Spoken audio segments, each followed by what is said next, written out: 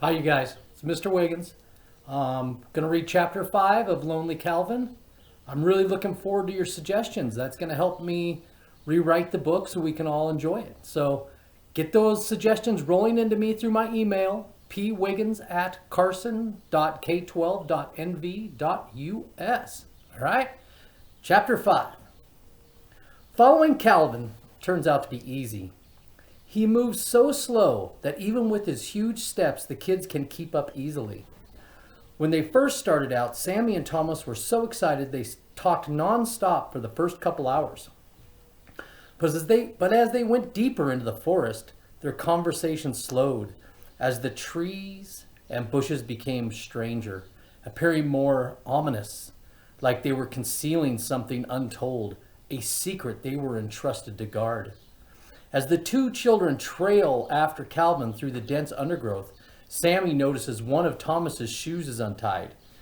She knows he isn't greatly coordinated when his shoes are tied and everything is perfect. So she told Sammy to look at his shoes, pointing at his shoelace. Looking down, Thomas sees the problem, letting out a sarcastic sigh to inform Sammy that it is no big deal that his shoes untied. He gets the eerie feeling someone is watching him. Turning his head from side to side, his attention is caught by a small bush that's leaves appear to be glowing. Thomas has never seen a bush like this. Inside, he thinks he can almost see something moving. A glowing pulse of low, dark light, a steady rhythm, similar to a second-hand ticking. Dim, brighter, less bright, dim, more bright, dim, bright, brighter, brightest, dark, dark, dark, then repeating the same sequence again and again. Stuck in his thoughts, Thomas suddenly has a feeling growing inside him. He misses home. His mom's warm hugs, fresh baked bread filling the house with the scent of love, his toys laid out across his racetrack carpet in the middle of his room. He has never felt homesick before. I think I want to go home, Thomas says in a quiet, monotone voice. What? What do you mean? Sammy asks, after noticing him not tying his shoe, but instead kneeling with his face almost inside the bush. I want to go home, Thomas slowly repeats. That was a mosquito. Thomas, can you hear me? Sammy called again. I want to go home, he repeated. Are you crazy? We're not going home now, Sammy says. I want to go home, Thomas continues. Grabbing Thomas by the shoulder, Sammy attempts to pull him away from the bush, but only manages to turn his head slightly, seeing his face covered in red blotches and tears. Thomas, what's wrong? Sammy asks, concerned for him. I want to go home, Thomas says.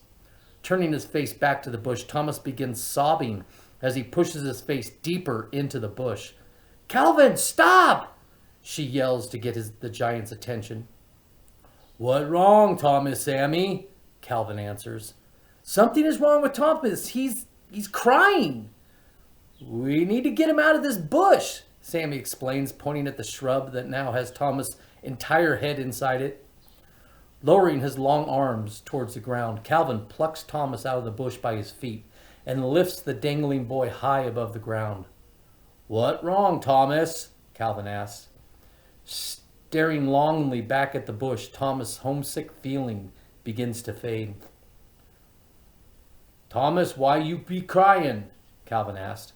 I'm not crying. I just miss my home so much that I didn't want to go any further into the forest. The only thing I could think of was going back home and how stupid I was for coming out here. Thomas, Sammy, how are you? Calvin calls down to the ground just as Sammy is placing her head into the bushy green shrub. Calvin, grab her quick, Thomas yells. Reaching down, the trogger places Sammy between his thumb and forefinger and lifts her far above the plant. You not going crying bush. Staying with me and Thomas, Sammy, Calvin tells her. With the same glazed look in her eyes that Thomas had, he understands the terrible, sorrowful feeling she is dealing with. Sammy, that was weird, huh? Thomas asked. Yeah, it felt like the plant was talking to me. What did it say? It wasn't words, more of a chant, telling me to go no further, that I was dumb to try and walk this deep in the forest. That's exactly what I felt too, but now I want to go further. And the thought of going home before finding another Trogger sounds stupid, Thomas says. I think we were being hypnotized somehow. Does that sound crazy? A plant using hypnosis? Sammy asks. No, I think that's exactly what happened. When we started going deeper into the forest, I had a sneaky suspicion that there was something important hiding, like a dark secret further in where we'd find our answers, Thomas said. What we do now, Calvin asks. Meeting Thomas' eyes, Sammy shows a glimmer of hope. We go as far into the forest as we want, not what some plant wants us to do, she says.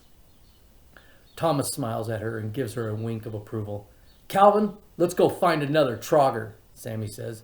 And with a huge step, the group leaves the hypnotizing bushes behind.